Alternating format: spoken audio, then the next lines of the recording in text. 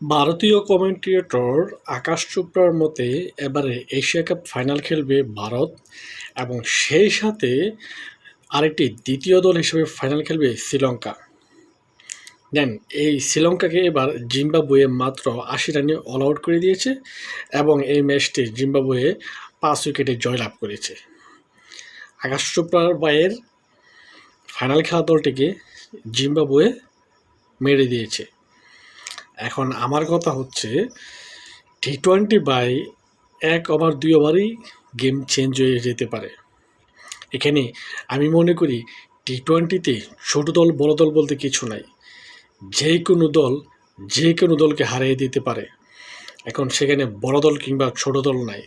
যেমন আজকে শ্রীলঙ্কাকে জিম্বাবুয়ে যেভাবে পরাস্ত করেছে, বিষয়টা আমার কাছে একটু ভালো লেগেছে যদিও, কারণ কি বড় দলকে ছোট দল বিট করেছে। তুলনামূলক জিম্বাবুয়েকে আমি ছোট করতেছি না, যে ছোট দল বলতেছি না, তারাও বেশ ভালো ক্রিকেট খেলে, তাদের দলেও বেশ কিছু ভালো ক্রিকেটার রয়েছে এবং তারা দীর্ঘদিন ধরে ভালো ক্রিকেট খেলে আসতেছে। তবে আমার কথাটা যেটা হচ্ছে যে আকাশ চোপড়া কিন্তু বাংলাদেশকে নিয়েও একটি কমেন্ট করেছে, যে ব্যাপারটা হচ্ছে যে কি বাংলাদেশ গ্রুপ পর্ব থেকেই বিদায় হয়ে যাবে, সেখানে শ্রীলঙ্কা এবং আফগানিস্তান কোয়ালিফাই করবে, সেখানে বাংলাদেশকে তিনি ছোট করেছে। এখন আমার কথা হচ্ছে যে তিনি কীভাবে এনশিওর করেন যে এনডিআই ফাইনাল খেলবে? খেলতেই পারে, যদি ভালো খেলতে পারে তাহলে অবশ্যই ফাইনাল খেলবে, তাতে কোনো সন্দেহ নেই, কিন্তু ওভার কনফিডেন্ট ভালো নয়। এখানে পাকিস্তানও রয়েছে, আফগানিস্তান রয়েছে, বাংলাদেশ রয়েছে, তিনি এই ৩টি দলকেই উড়িয়েই দিচ্ছেন, শ্রীলঙ্কাকে বেছে নিচ্ছেন।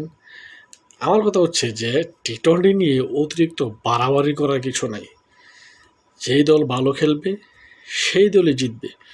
এখন ইন্ডিয়াকেও হারিয়ে দিতে পারে যে কোনো দল, বা বাংলাদেশকেও হারিয়ে দিতে পারে, যে কোনো দলকে হারাইতে পারে, এমনকি হংকংও বাংলাদেশকে হারাইতে পারে, আফগানিস্তানও হারাইতে পারে, এটা স্বাভাবিক ব্যাপার। কিন্তু মাঝে মাঝে যে কমেন্টেটরগুলো বা আগের যে পুরনো প্লেয়ারগুলোও যেভাবে কমেন্ট করে একটা দেশকে ছোট করে, সেটা কিন্তু ঠিক নয়।